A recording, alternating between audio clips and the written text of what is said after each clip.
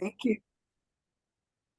Thank you very much. It's happy Wednesday. It's great to be here with you.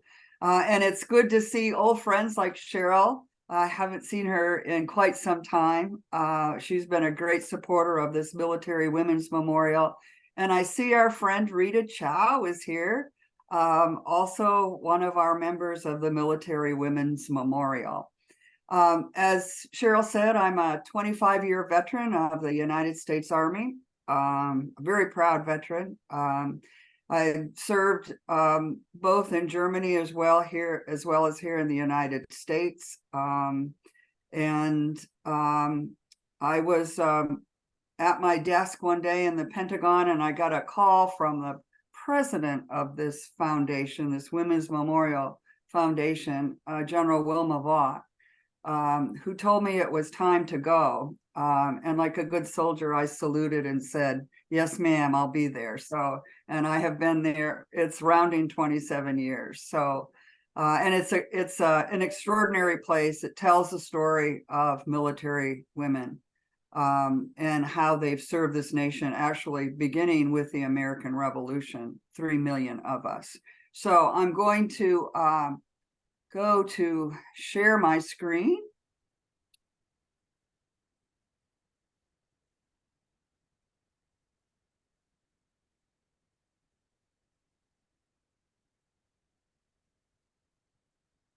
There we go.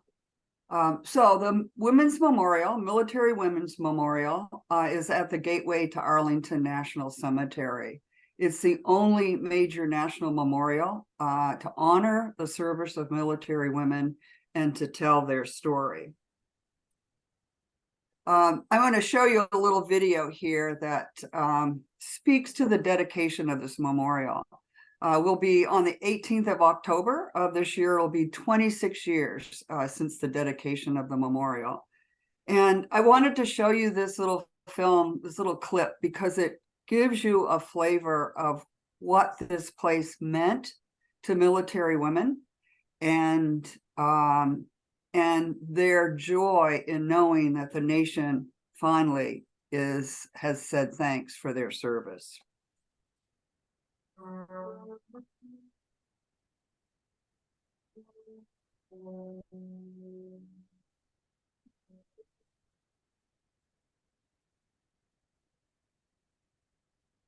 We got off at the metro site, and oh my God, I looked to my left down toward the memorial, and it was just a sea of people. And you couldn't find an empty place all the way down to the Lincoln Memorial. When I served in the Navy, women were not even allowed to vote. There were tens upon tens of thousands of people, all helping to give recognition to the immensity of what this memorial was and will be. We are here today at Arlington Cemetery before this beautiful memorial on sacred ground to honor and pay tribute to the generations of American women who have served and are serving in our nation's armed forces. It was so powerful, and there was nothing else to do but cry. Thank you. America knows what you do and what you have done. Maybe it hasn't always been recognized in the past, but today we proclaim loudly and clearly, we recognize it, we're grateful for it, we say God bless you, and we will always thank you for helping to make our country what it is. Well, I was sitting on the dais, and one of the things I had planned was for the military to bring the flags of the states and territories down that aisle. I have talked to some of the people who were carrying those flags, and they said it was one of the most unforgettable moments of their life because people were reaching out and touching those flags. It meant so much to them. I am Captain Linda Bray. I stand for the women who served in Grenada, Panama, and the Gulf War. It was overwhelming. It was a feeling of pride. It was a feeling of camaraderie to see so many women in one place. And to have them still wearing their hats or maybe their ribbons on their suit. Because one of the things I had encouraged them to do was, if you can't wear your uniform, wear whatever part of it fits. So some of them had on their hat, and that's all they had, but they came. Shortly, the doors of your memorial will be open. Let's go down and cut the ribbon. There are so many memories of the dedication. And one of them is a quotation from an Army nurse that served in World War II. And to me, it epitomizes what this memorial is about. When she wrote, "Let the generations know that women in uniform also guaranteed our freedom, that our resolve was just as great as the brave men who stood among us. And with victory, our tears fell just as hard." And that's the mission of the memorial, to let the generations know that women in uniform also guaranteed their freedom.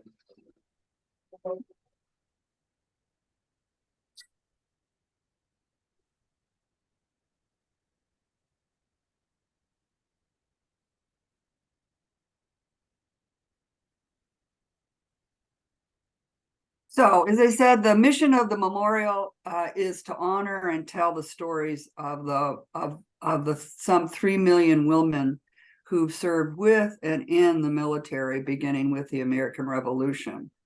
So I thought I'd talk today a little bit about the memorial and its, about the structure, as well as cram in as much as I can about this remarkable story of women's service.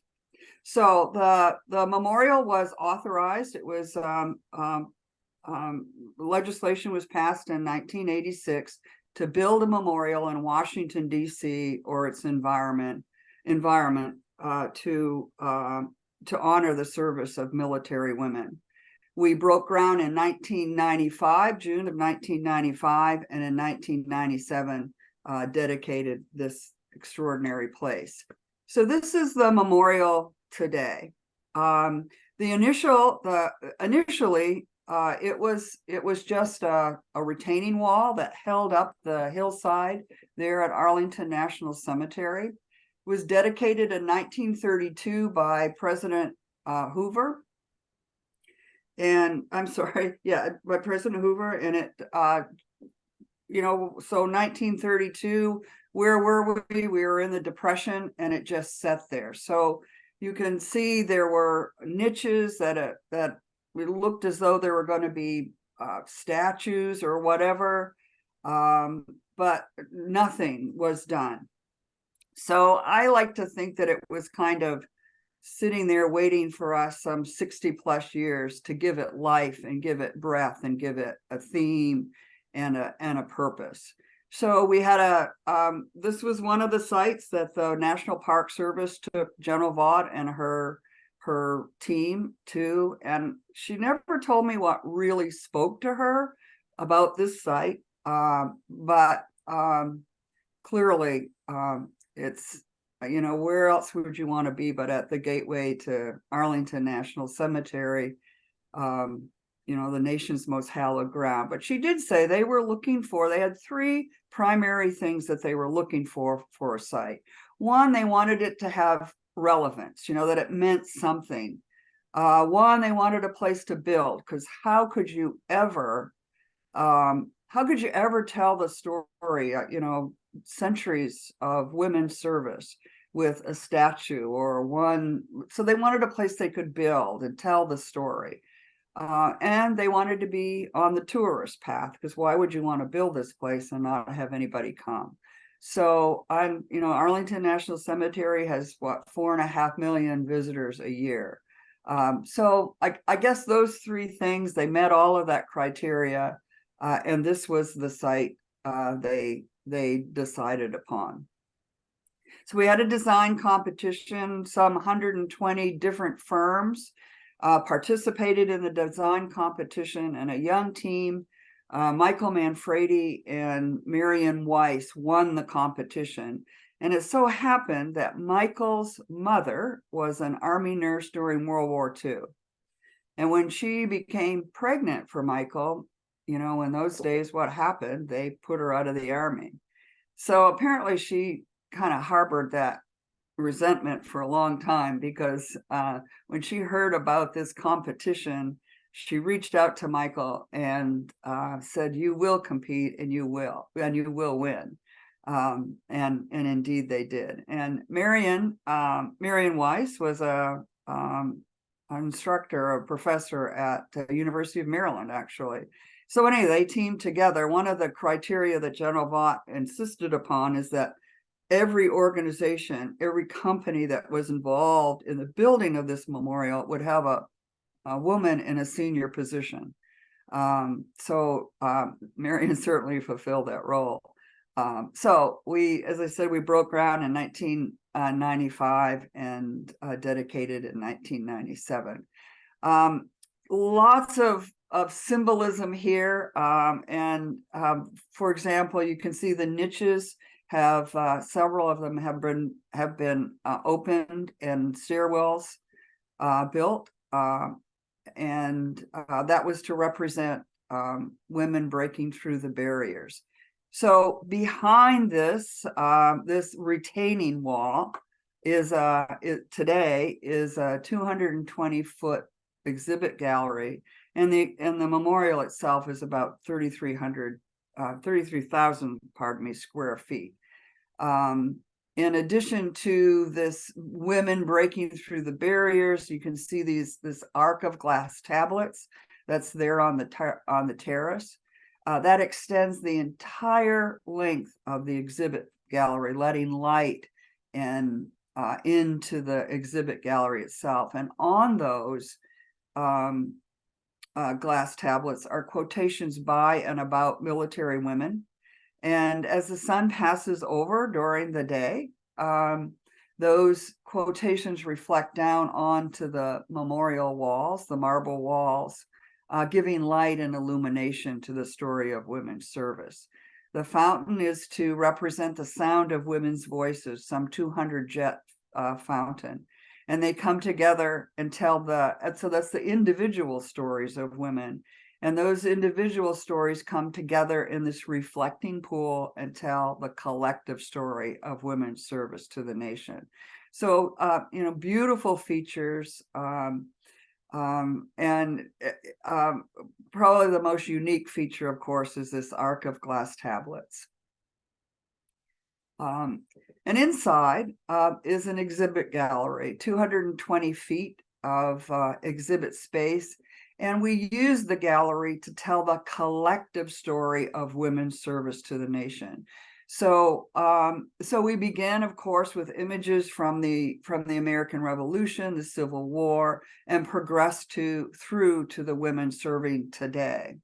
So I thought I'd move from here, where we have this, where we've talked about telling this collective story of women's service, and tell you about some of the individual stories and weave into that the history of women in the military. So as Cheryl and I spoke earlier, or Liz and I, that the women have always served. They were camp followers. They were laundresses. They were cooks. Some of them disguised themselves as men to serve. Some of them stepped up to, like Molly Pitcher, is a real character who stepped up to her husband's cannon to resume the fight. And they really kind of started to get, so we went through the Revolution, the Civil War. We had women getting organized, Dorothea Dix putting together a medical logistics system and things of that sort. We had Dr. Mary Walker, who was a qualified surgeon, and the Army's calling for surgeons. And so she makes her way from New York to Washington, D.C. and presents herself as a surgeon, and the Army says, well, no. And why? Because of course she was a woman, but she could nurse. And which she did. She worked over here in the patent office, or the patent building here in Washington, D.C., which had been turned into a hospital. But Mary Walker didn't stop. She persisted, and ended up serving as a contract physician. She was captured and held prisoner by the Confederate forces and was exchanged for a male lieutenant colonel, which apparently she was quite proud of. And Mary Walker, at the end of the war, was awarded the Congressional Medal of Honor. And some years after, the Army decided they had awarded some of the awards didn't quite meet the standard of the Congressional Medal of Honor. You know, it is our highest award for valor. So allegedly they wrote to some 800 of them and said, you know, you were great, thank you so much, but please send your medal back. And Mary Walker was one of them.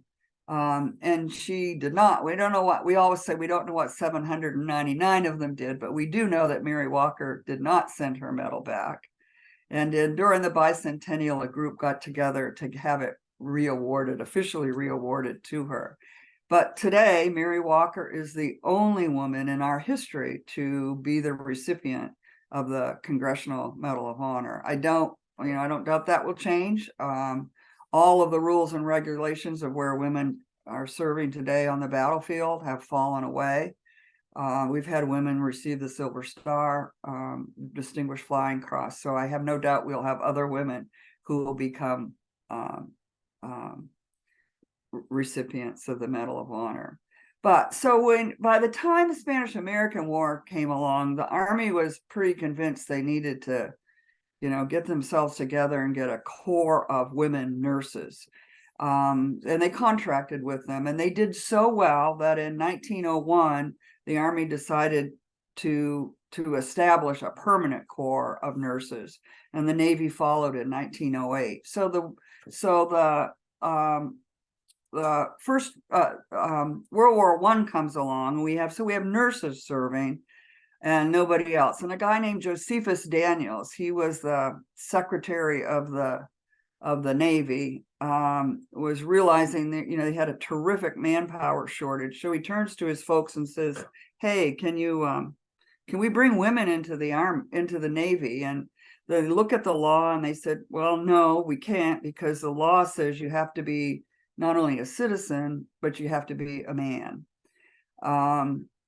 And so the manpower shortage continues, and it gets worse. And he sends his folks back and says, well, what about this new Naval Reserve Act? Is it possible we could bring women in through that?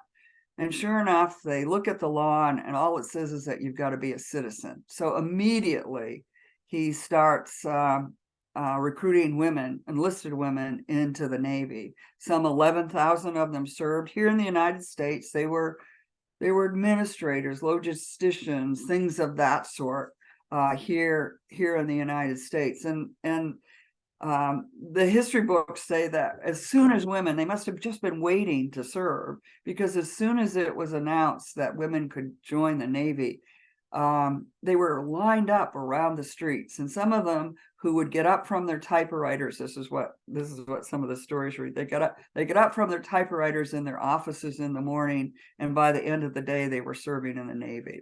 So 11,000 of them. We had a little over 300 who served in the Marine Corps, and a handful in the Coast Guard during World War I. And you'll notice that there weren't any Army women, right? Well, so yeah, the Army, just for whatever reason, was not interested in having women other than nurses serving in the Army.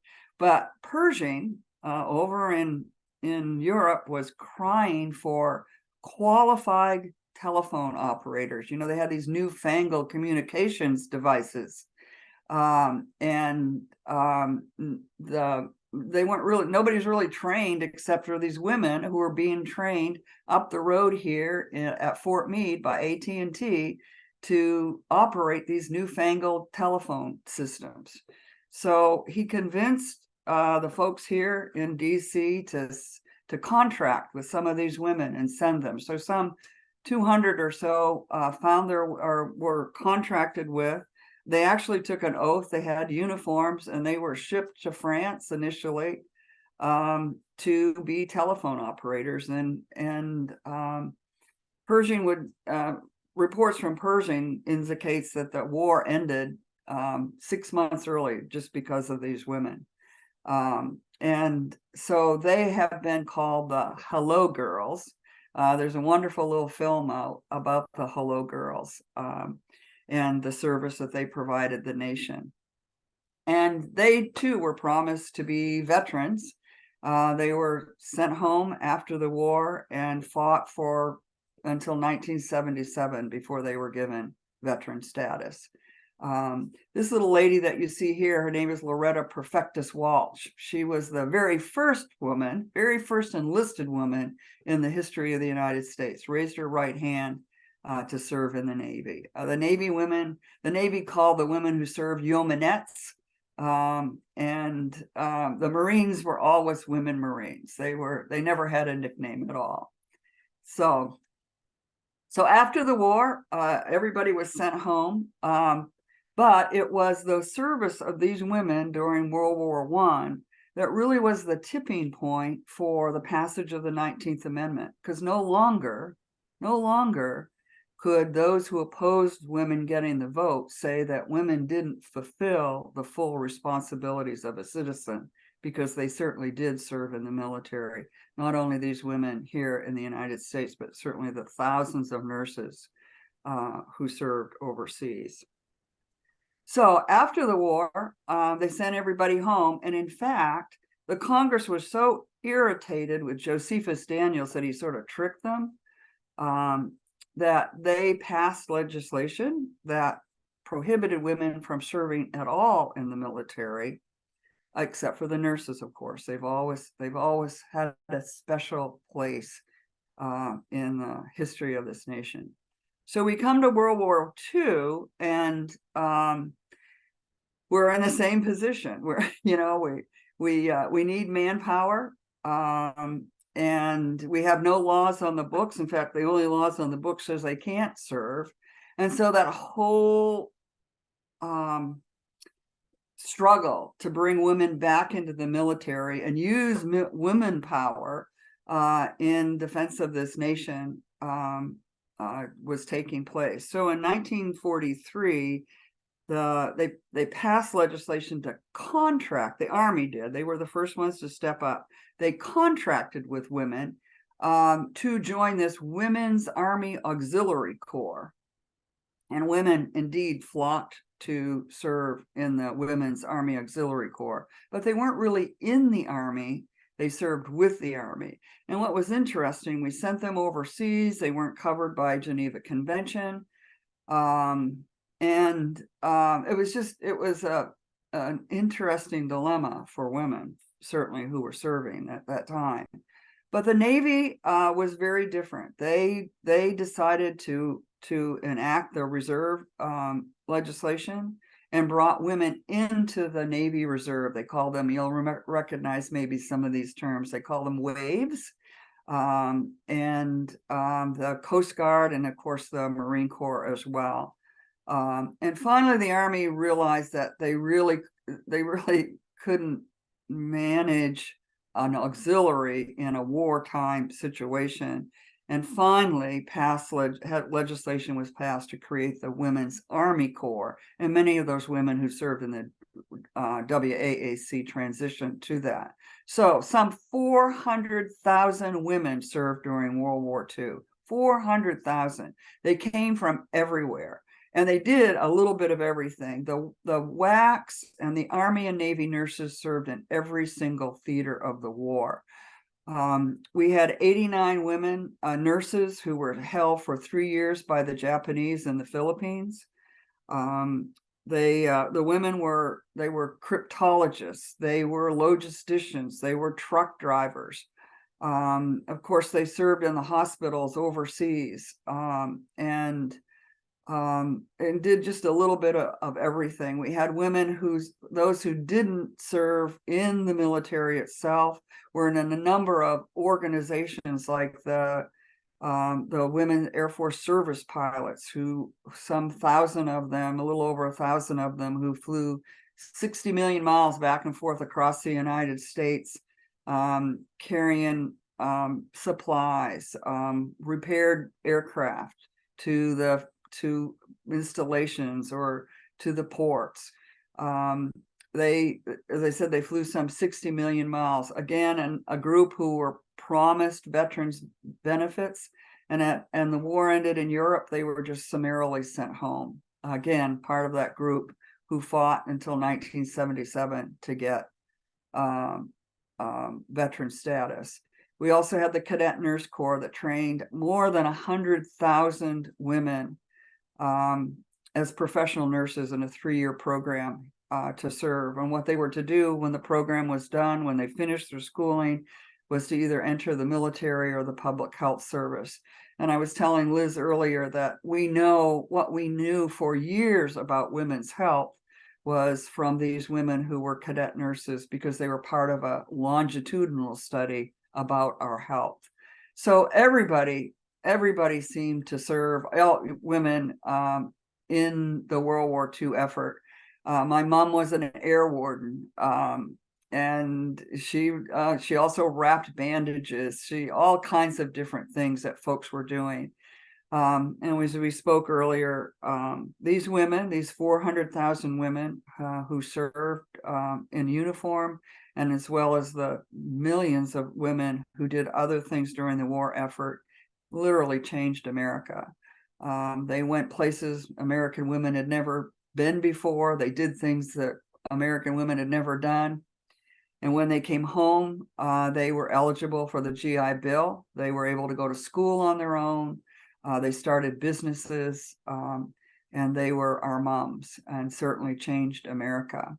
This particular picture that you see here is a storied unit. It's called the 6888 Central Postal Directory Battalion. It was primarily an all-black WAC unit, the only one of its kind to be deployed overseas. They first went to England, and their job was to clear literally warehouses of millions of pieces of mail that have been received and didn't get to soldiers on the battlefield, but to get those sorted and mailed to the soldiers. And they did it. And as the Army is, you do a good job and they give you another one. So they sent them to France, and they did the very same thing. And just last year, this particular unit was recognized by the Congress and has been awarded the Congressional Medal of Freedom, not the Congressional Gold Medal, pardon me, which will be officially awarded sometime this year. They're designing the medal itself.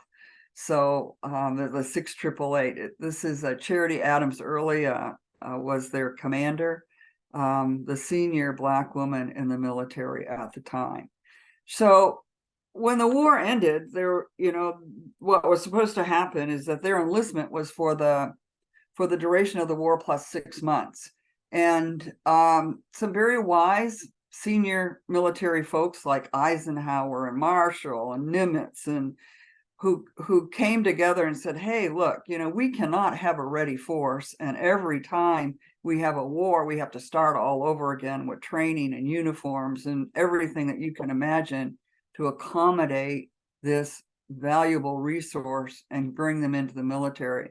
So they worked with a member of Congress, Margaret Chase Smith, who was a representative at the time, on the 1948 Women's Armed Services Integration Act, which was passed in June 12th. And we just celebrated the 75th anniversary of this legislation, landmark legislation that gave women a permanent place in the military. So no longer did everybody sent home, they had a place to serve.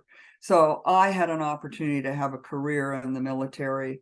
as well as, many thousands of other women as well. But it has some very restrictive prohibitions.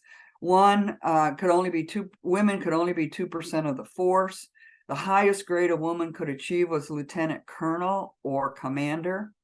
If she became the chief of that woman's component, they temporarily promoted her to the next higher grade. But if she decided she wanted to stay after that assignment, she reverted back to the next lower grade until she retired. The women were not permitted to serve aboard combat ships and combat aircraft. Women did not have the same benefits as men.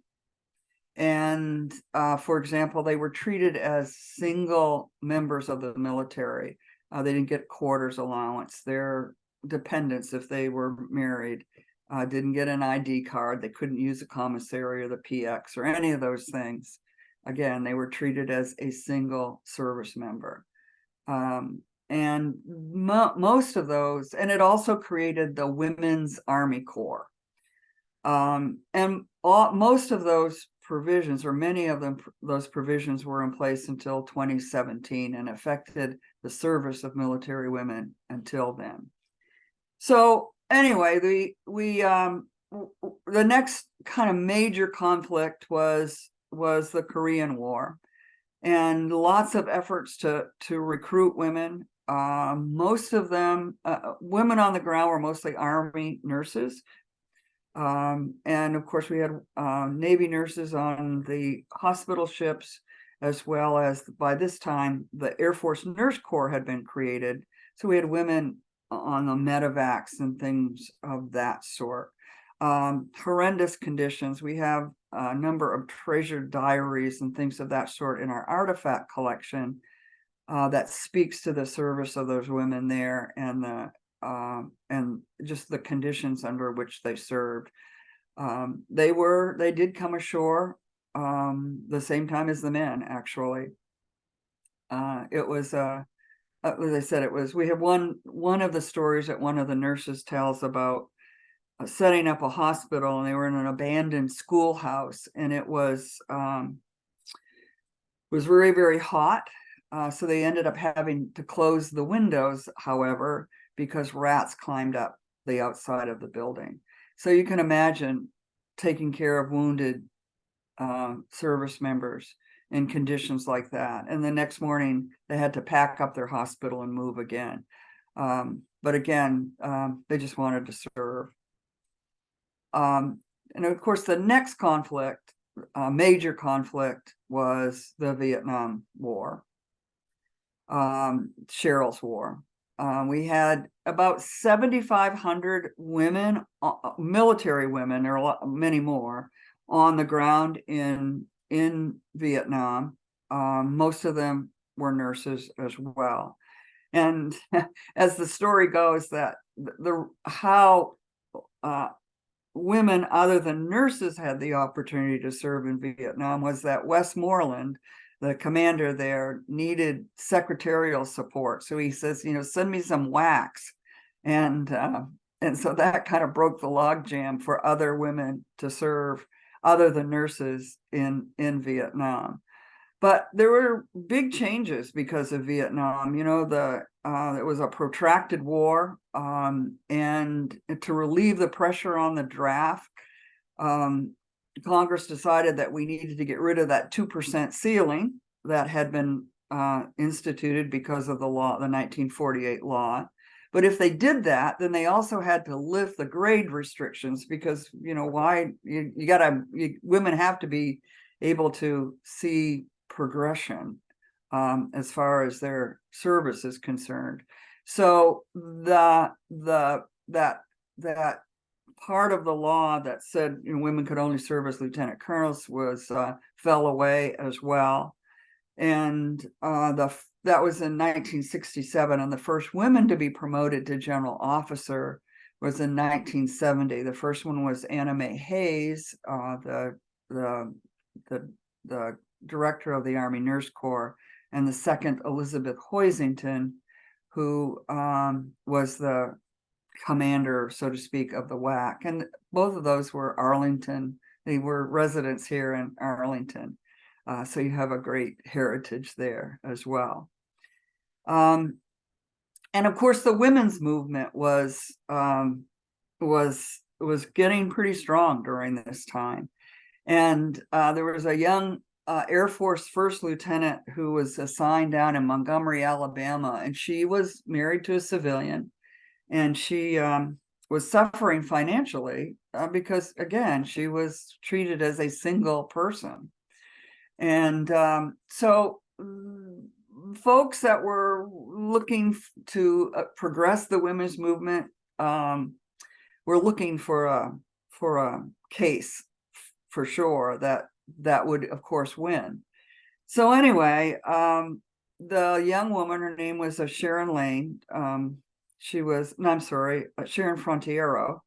She sued, and the Alabama courts threw it out. But the American Civil Liberties Union picked up that case and carried it forward to the Supreme Court.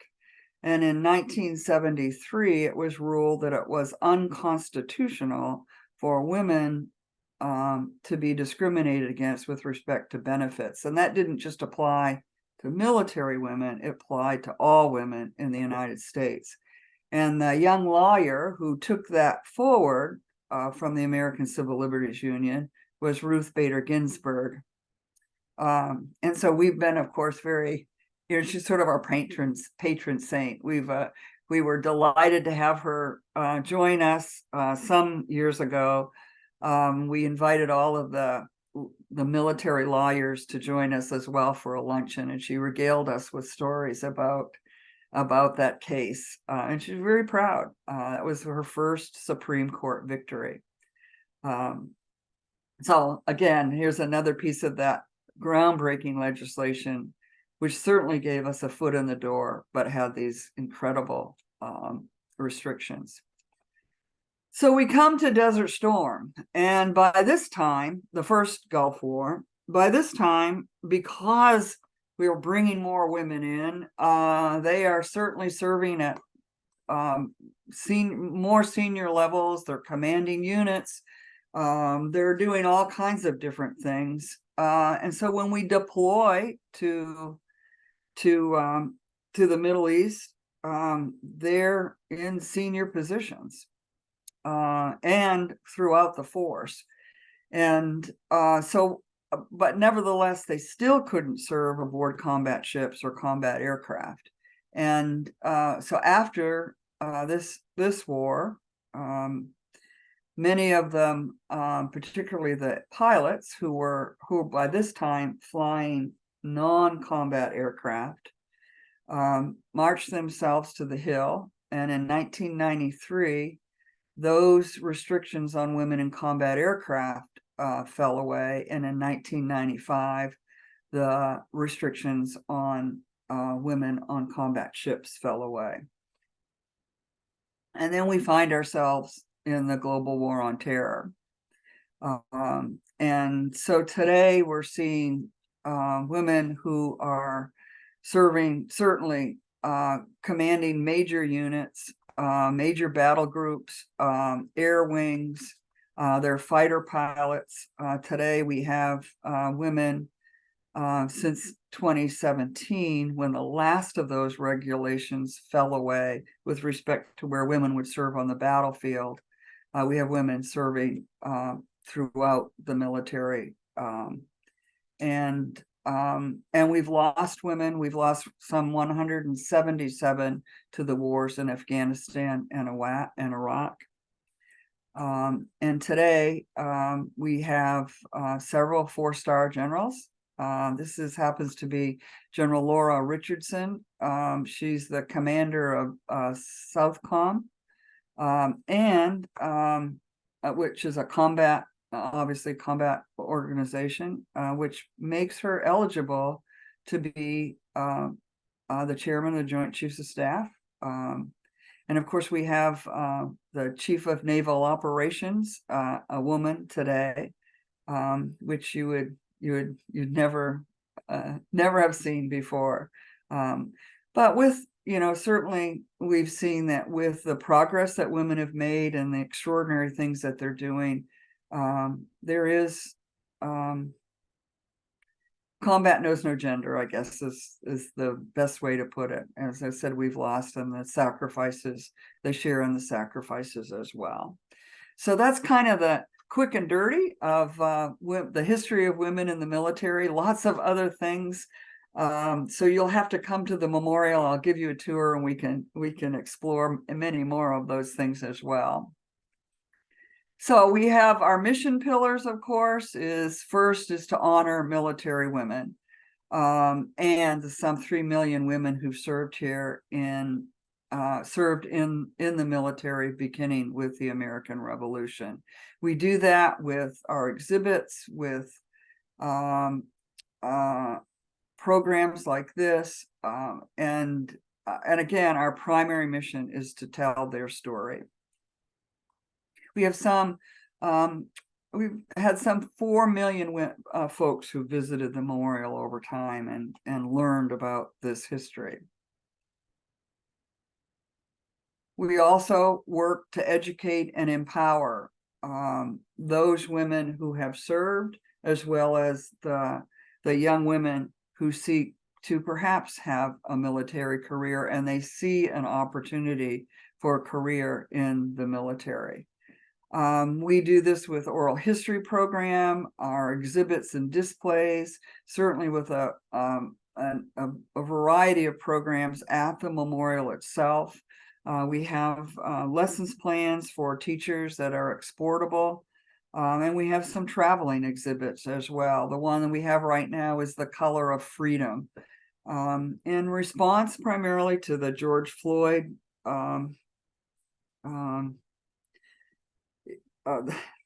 the terrible thing with George Floyd. We wanted to be able to show that the military, and certainly military women, have been part of this great opportunity for folks of all ethnicities and colors to serve in their military.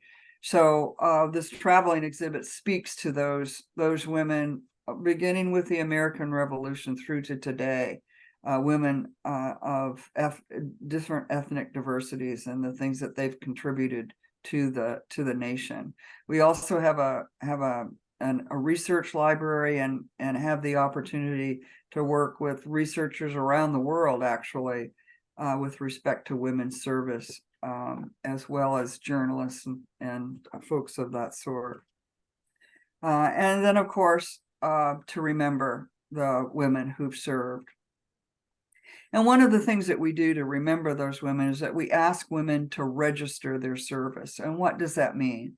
We ask women who have served, or their families and friends, if they know of a woman who served, to register her service with the Military Women's Memorial. So we ask them to send us a picture, tell us a little bit about what you did, your dates of service, where you served, if you served in conflict.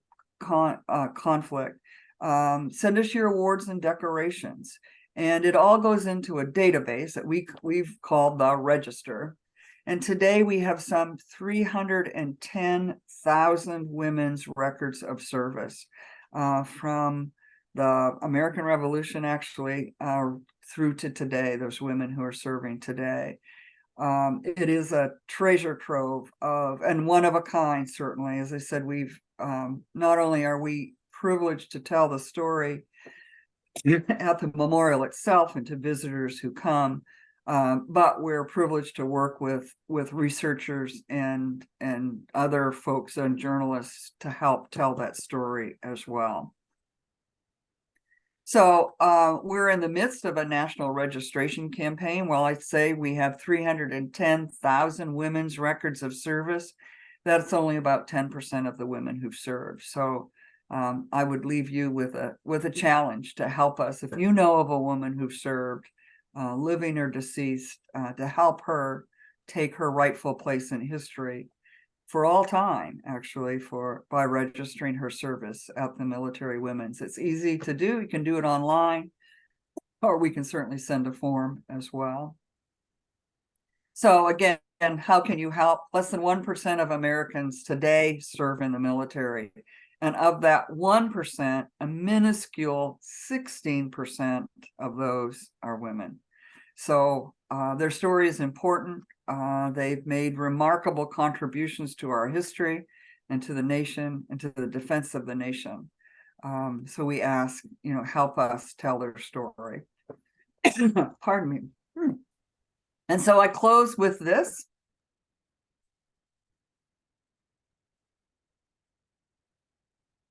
From America's beginning, women have answered the call to serve.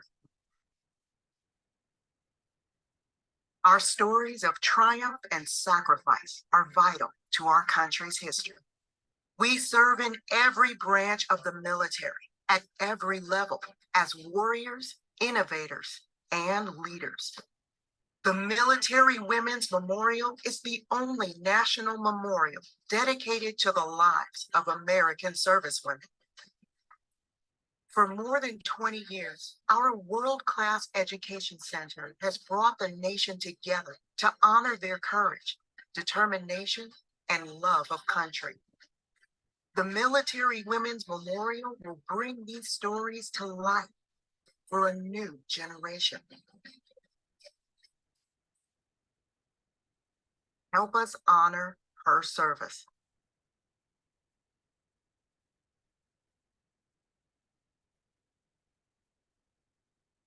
So that's my challenge to you. Help us honor their service.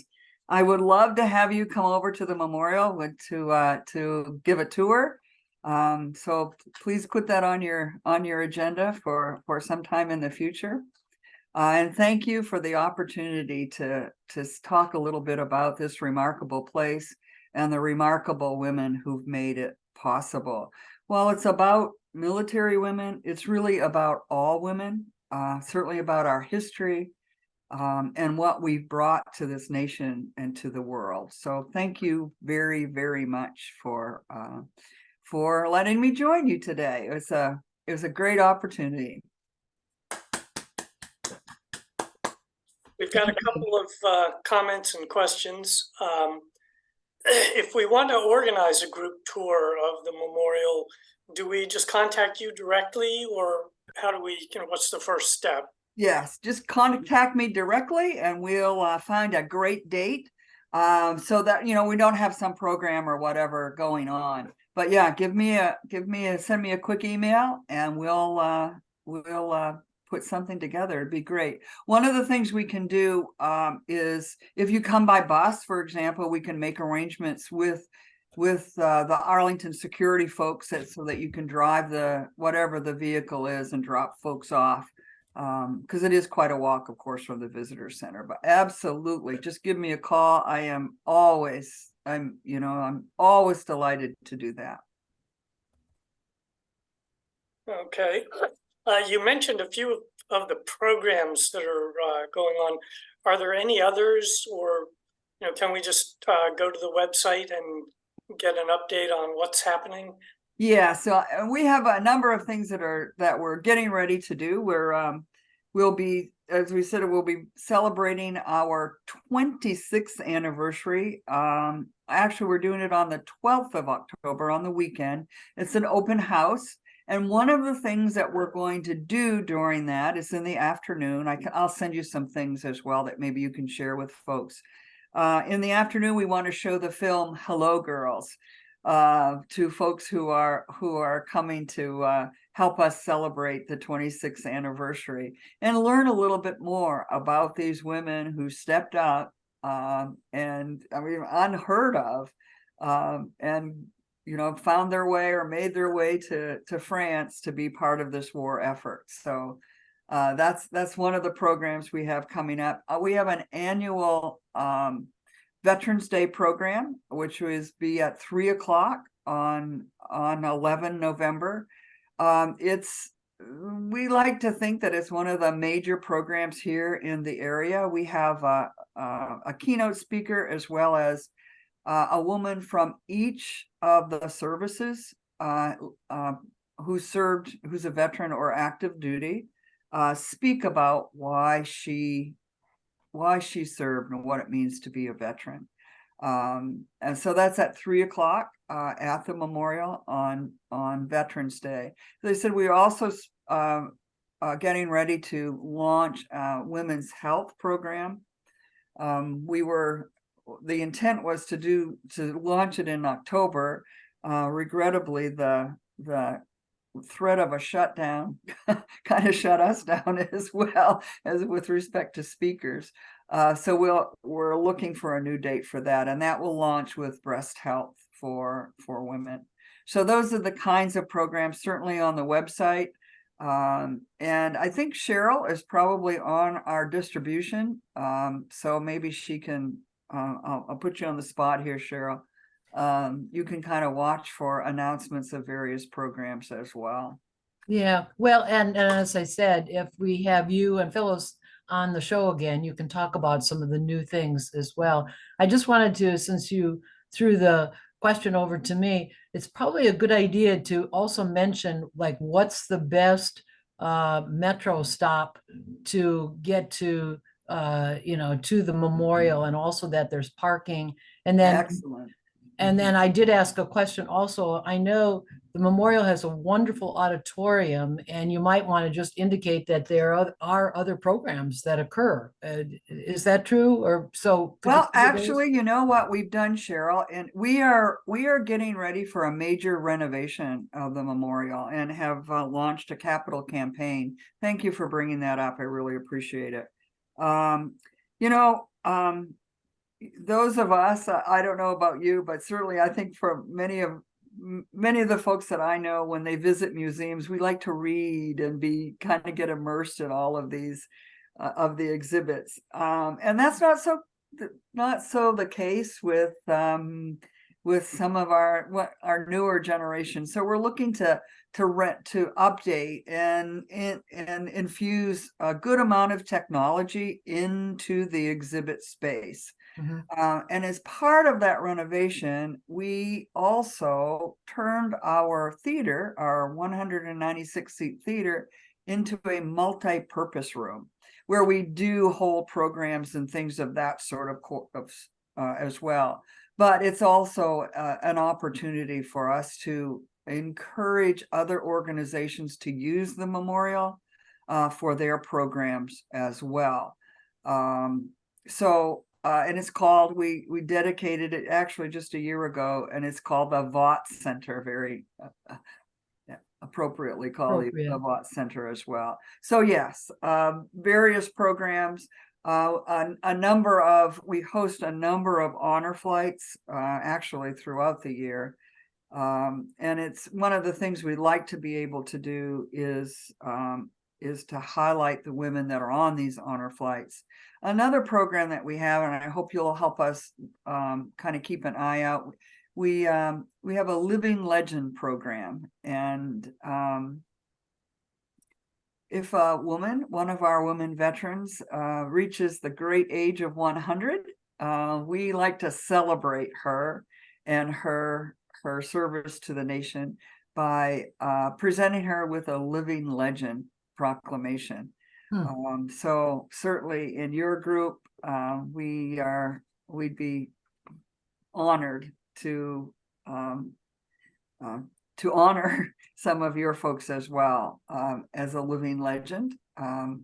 So that's another program that's out there as well. So yeah. And Marilla, what is the Metro stop? The Metro stop is the Arlington Cemetery stop, Blue Line. Okay.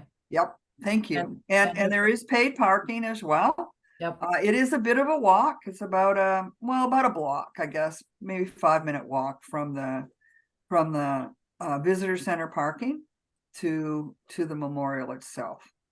And I think, as I recall, you still have to walk through the visitor center. Correct. Before you can get to the memorial. Correct. Yeah. So visitors should always be sure to bring a picture ID, an official ID, because there is the world we live in has required security even at Arlington National Cemetery and the Women's Memorial. So yeah, folks go through the Arlington Cemetery Visitor Center for security purposes, and then right into the memorial itself. Right. Thank you for bringing that up. I appreciate it. Sure. So Gary, are there any more questions, or are we? Well, the one thing I was gonna say was Connie let us know that the Hello Girls is available on Amazon Prime. So anybody that's got that service Mhm. can pull it up right after this. Good. It's an amazing story. Well worth it.